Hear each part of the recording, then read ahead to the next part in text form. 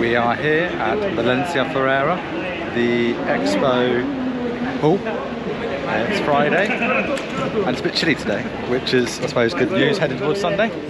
A bit windy though, so hopefully that goes. How you feeling? Nervous, excited, anxious, jubilant.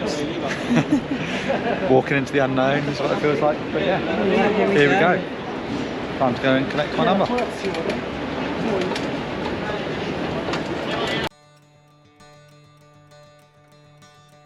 on then, choice. Blue, orange. What number are you in? I'm in the elite wave 3. It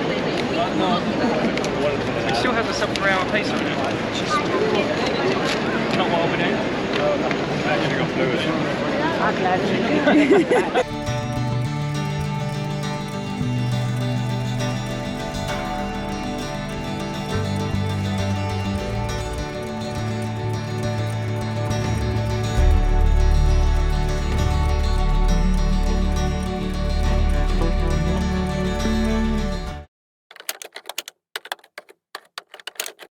He's going. He's had enough.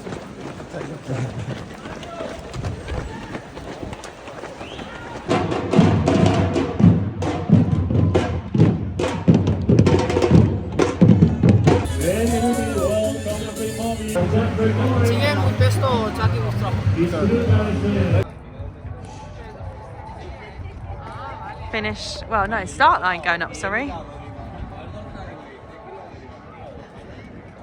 So there's the start.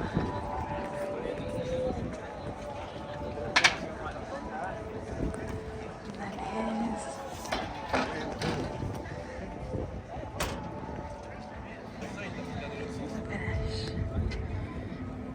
During the breakfast run, well, at the end of the breakfast run, I had to make the tough decision to not start the next day, the Valencia Marathon, which obviously was a tough call after what had happened in Berlin. I'm sure Kate can link another video to that. But the long and short of it was there was some unfortunate incidences and probably a couple of mistakes along the way. So 10 days or so before the race, I did my last big session. Fantastic session, everything went well, no problem. That's not where the mistake was.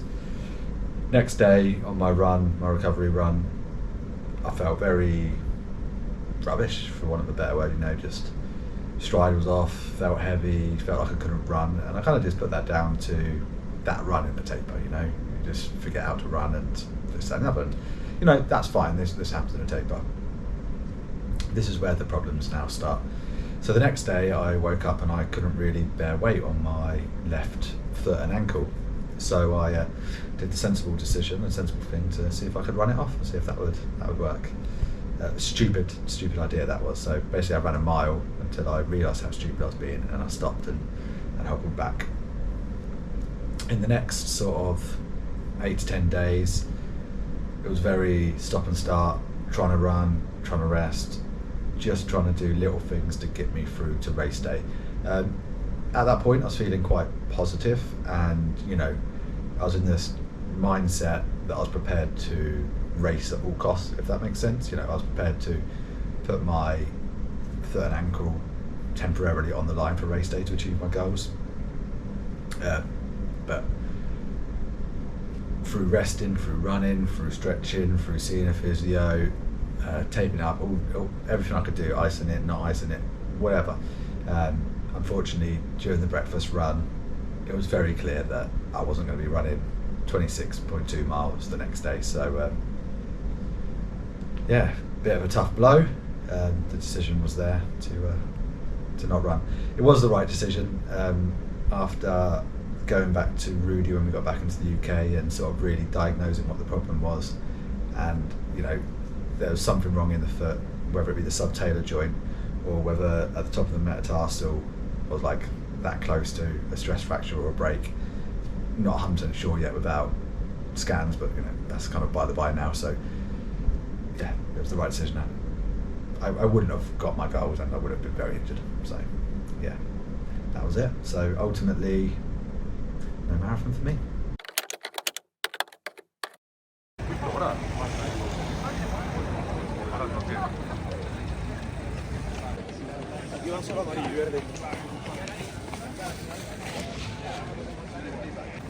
Relax first 10k. Relax. Even if you're a minute behind at 10k, it doesn't matter. Back yourself to make that up in the last 10k. That's coming from Katie, not me. Yeah. Let's go. Right. Let's go. Welcome to Valencia. It's December the 3rd, race day. The race is starting now. We're at kilometre 1, so the elite should be through with us in about 2 minutes, followed by the running up contingent very quickly. So, come along for the day.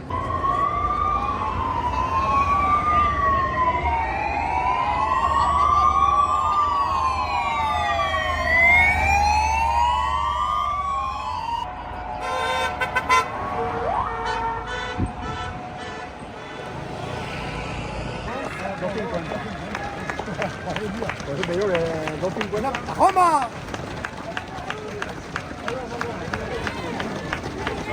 Mira, Toma. Para los 2.30, 2.40. Toma que tengo ganas.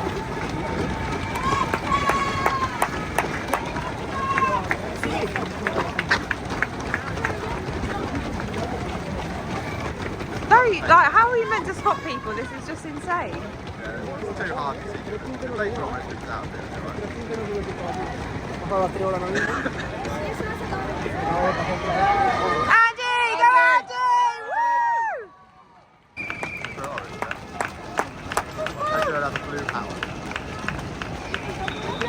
And it's like bright blue as well. There's lots of bright blue hats.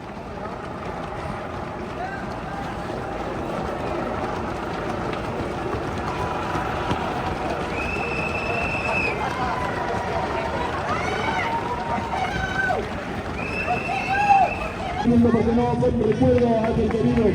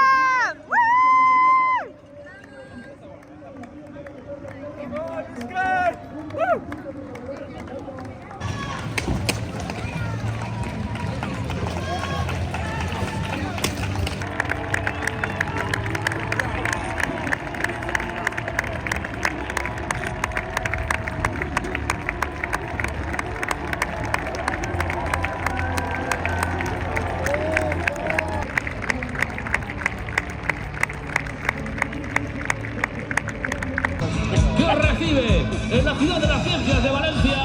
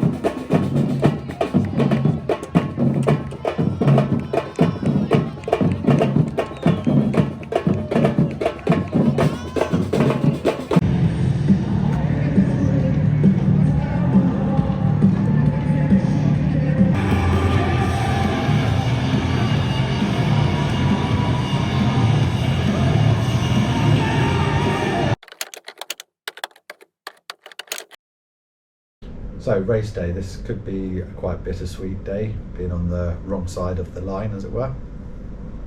The fortunate thing, which is going to sound a bit odd, my foot and ankle are hurting.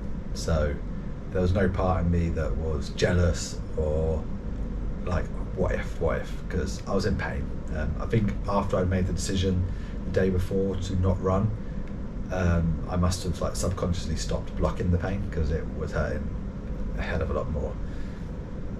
You know, the mind plays wonderful tricks on you, doesn't it? So yeah, it was really good. Fortunately, the course lends itself quite well to supporting, so we got out there and we saw some friends and some Running Hub members around the course, and you know, the course is fantastic, the weather was perfect, and it was just a really inspiring day. So yeah, there was no regrets on the day. If anything, it just fueled my hunger a little bit more, so much so that I have pre-booked and I will be going back to Valencia this year on December the 1st.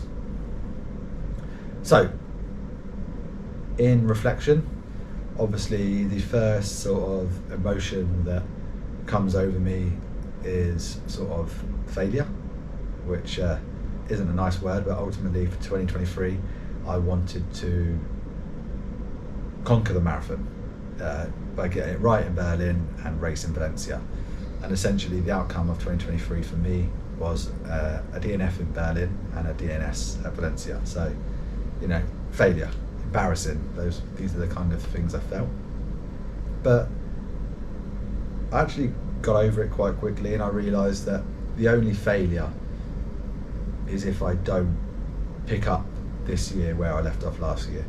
Because essentially I trained and enjoyed the process, and without running the marathon, my fear of the marathon that I probably went into 2023 with has gone.